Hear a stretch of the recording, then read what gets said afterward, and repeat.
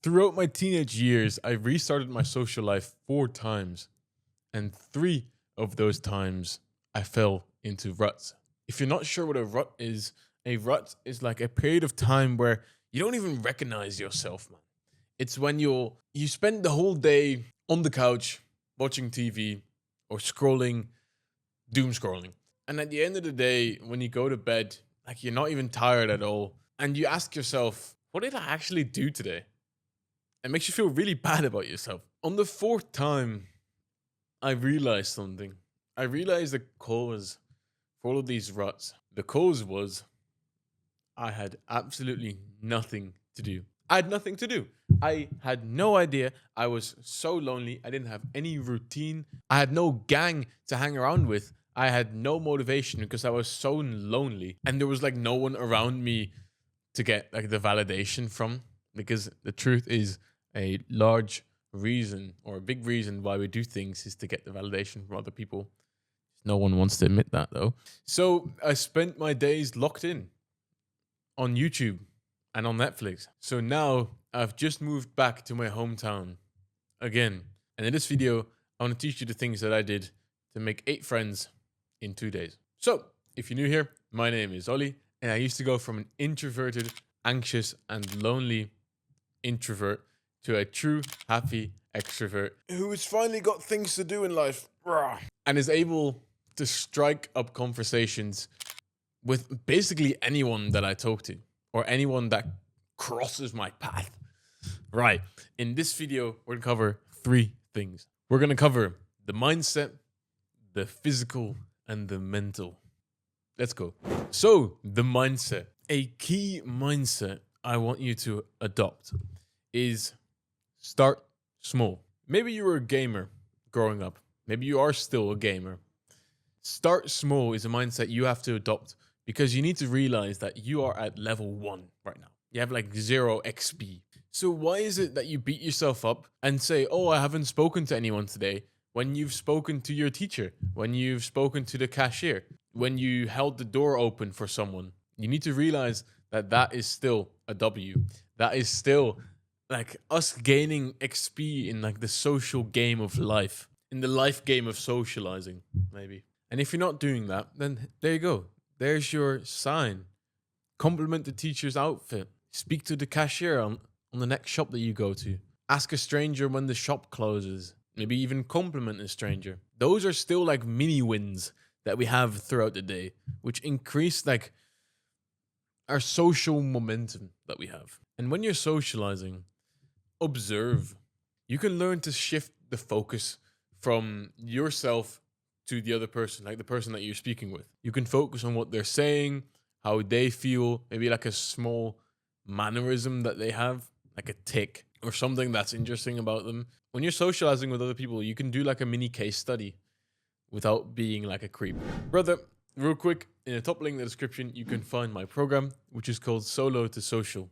It's one like cohesive place where I get to combine all of the social advice and all the things that I've learned from these 5 years of being an extrovert. Currently, it's at a pre-sale, so you can lock in a great price, and I'll see you inside. Cool. Let's get into the physical. The physical is kind of an interesting one because you are not as lonely as your brain makes you think. Like our brains are like genetically wired to give us a little bit of anxiety because we used to be tribal creatures and we haven't changed that much, like anatomically.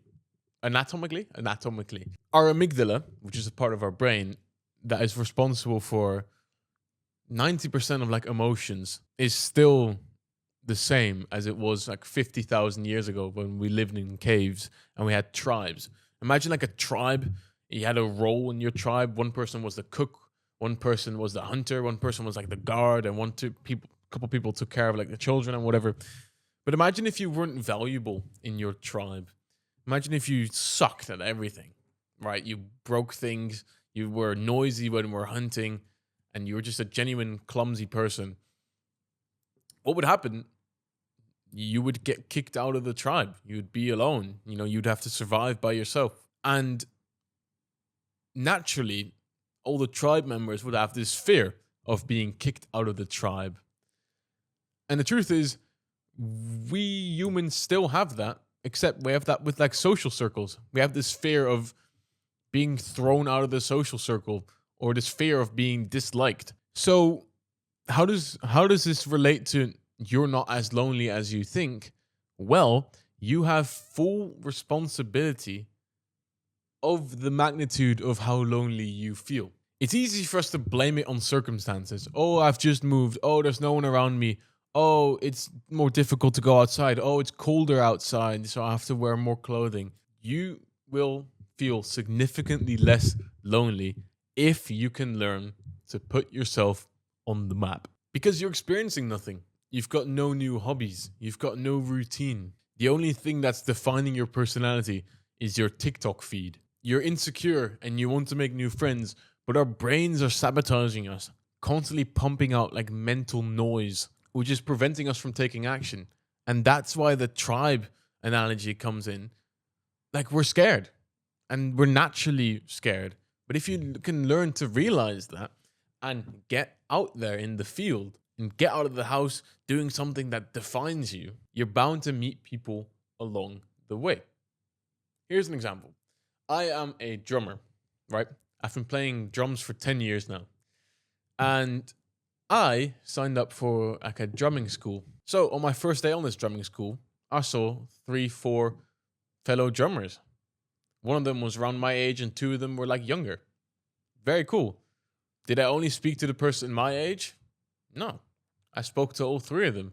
I asked them questions which related to drumming because I knew we were all into drumming. What kind of songs do you like playing? How long have you been playing for?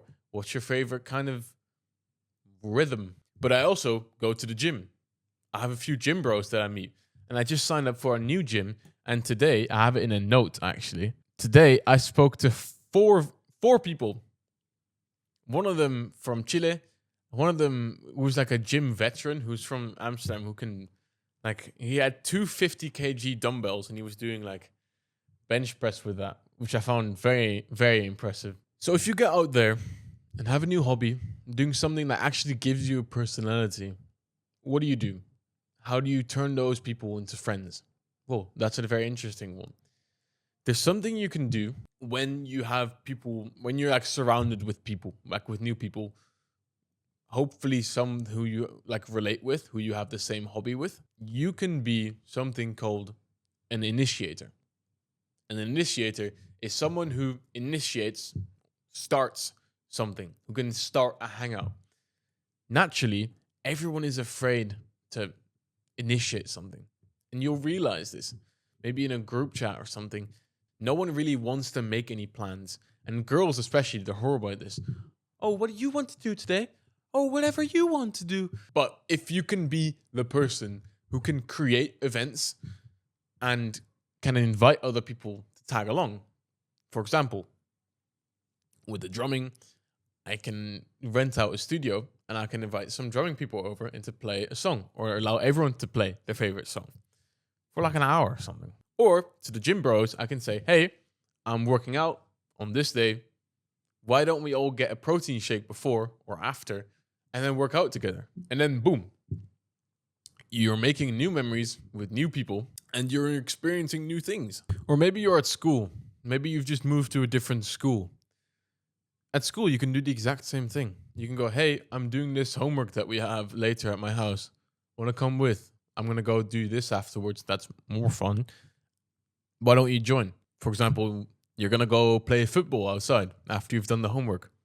Want to join me? Boom. That's the text you send, or that's what you say to the other person. And then 9 times out of 10, they'll say yes, unless they're busy or don't want to. And then you go, okay, fuck you. I didn't want to hang out with you anyway. So do you see that if we choose to become the initiator, instead of waiting for people to invite us to things, you can make more friends in 2 months than you can in 2 years. You'll have more fun and you'll experience more things, which means you have more things to talk about when you actually meet new people. And also, one thing to remember, if you can combine the mental, the mindset from before with the physical, you can get out there and have small conversations with people and build social XP and eventually get to the point where you do feel comfortable inviting people to do things that you want to do. You'll gain more social XP and it will lead to deeper connections with people. So let's get into the mental. I've been talking about like physical actions and things you can do when you're actually with people, but I'm going to teach you something you can do by yourself, which can improve your social life tenfold, 10x. Back when I was 14 years old, I remember so well, I felt like my brain was against me. Like my brain was my own enemy, especially whenever I would try to speak to like new people. Oh, what will they think of me? Oh, do you think I'm cool? Should I talk like this or should I stand like this? Should I stand like this or should I put my hands on my hips? Should I just like let them hang? But what if I told you that there's a habit you can do which quiets your stupid brain, which quiets the ruminating thoughts? Something you can do to train your brain in a way. What is this? It's called meditation. Now, meditation has quite an interesting reputation. Like, oh, meditation's gay. It's only like for stupid vegans who are really skinny and sitting like monks all day. Or maybe you've tried meditation and then you get like some stupid app like Headspace or Calm or something like that, and you have to pay for everything. There's an app which I'll link in the description below. It's called Medito. Medito is like a meditation app. It's run by volunteers. It will be free forever. And meditation is kind of this process of realizing when our brain is spewing thoughts at us and then manually bringing our thoughts back to something that's in the now. And usually that's like the breath, because a breath is like, now it's in the past, but just before it was in like the present. So something that's really present. It can also be like a sound or something like that. Go to the link in the description, download Medito, and you'll find that there's like a thing called a daily meditation. The shortest one you can do is like 3 minutes. Just whack that on when you're brushing your teeth in the morning or something like that. It'll change your life. Trust me. You'll realize that in literally a week, you'll have less of those like stupid thoughts. It's an amazing thing. And I wish that for you as well. Cool. Brother, we've reached the end of this video. I want to praise you real quick for spending time improving your social life. Because it's something many people don't really do. And especially it's something we've overlooked. There's not many people who view social skills as like a skill of something we improve on. Most people just accept that they are the way they are. Oh, I am just an introvert. Oh, I am socially anxious. Oh, well, if you can level up your social life and gain more social XP to go from level 1 to a 2 to a 3 to a 5 to a 6, you'll see your social life and eventually like your happiness improve 10 times each level. If you can spend your time productively reading books like How to Win Friends and Influence People, which is something I definitely recommend you read, you're golden, bro. Currently, you're lonely and you're self-isolating yourself, scrolling, wasting time. But now you found content which actually benefits you well, which actually will benefit your social life, even though it's on the same website, which can fuck you up. Social skills has the potential for you to find your next best friend, your next business partner, your next girlfriend, your future wife, maybe. Maybe your future wife is out there on the street. And if you weren't improving your social life, that you're like you are doing now, you wouldn't have the cojones, you wouldn't have the nuts to go up to speak to her. Brother, you're amazing for watching this video. Thank you so much. Remember, top link in the description, you'll find my program, and I'll see you next time.